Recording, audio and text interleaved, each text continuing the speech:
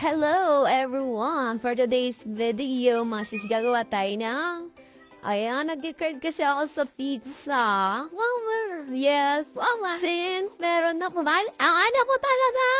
Oh my gosh, nagpo-voice over ako! Nilistorbo ako, mga sis. Ilagay mo lang dyan! Ayan o! So, ito lang mga sis, nainis ako sa anak ko. Inistorbo ako, nagpo-voice over ako. Nagigigil ako sa'yo. Ayan, balik na tayo dito. Batayin na muna. Nistorbo ako ng anak ko. Alam ko mag-voice over ako eh.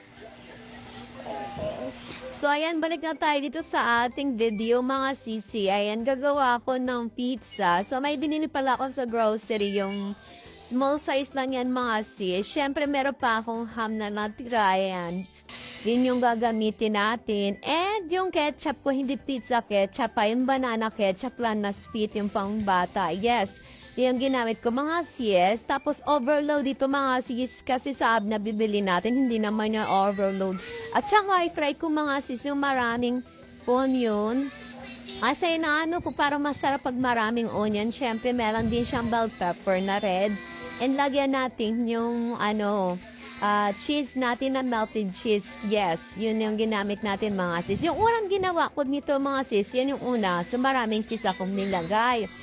Yes, ngayon, yung tinikman ko siya, medyo salty na siya ng, medyo maalat konti ng very light. Ngayon, yung pangalang ginawa ko, hindi na. So, makikita nyo yan mamaya, mga sis.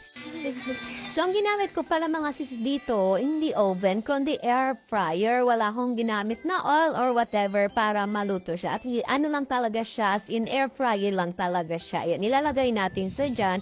Then, sinet ko lang siya ng 160 ng 5 minutes. Then, sinet ko ulit siya ng 170 ng 5 minutes.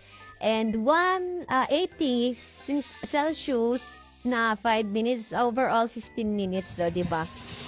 Ayoko yung bigla siya yung yung pagluto niya bigla-bigla. Kasi agad siya masusunog. Sayang, ginawa kong pangalan, overload na talaga yan. Kasi sobrang dahil pa natira na ham. Then, yung cheese na nilagay ko, konti lang yan. So, ayun, my God, mga sis. Talagang nagtikremp ako ng bonggong-bongga dyan. Perfect. Nilagay ko na lahat ng onion dyan. Sobrang sarap nito.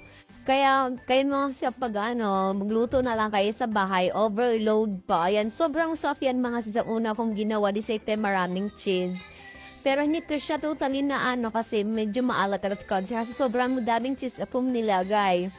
Ayan, tapos sibuyas din. O, diba? Oh, sarap eh, guys. Yes, pag natikman nyo yan talaga, ang sarap. Yes, kasi hindi ako ng pizza nung New Year eh. Kasi gusto ko yung kalam namin ubusin. Diba?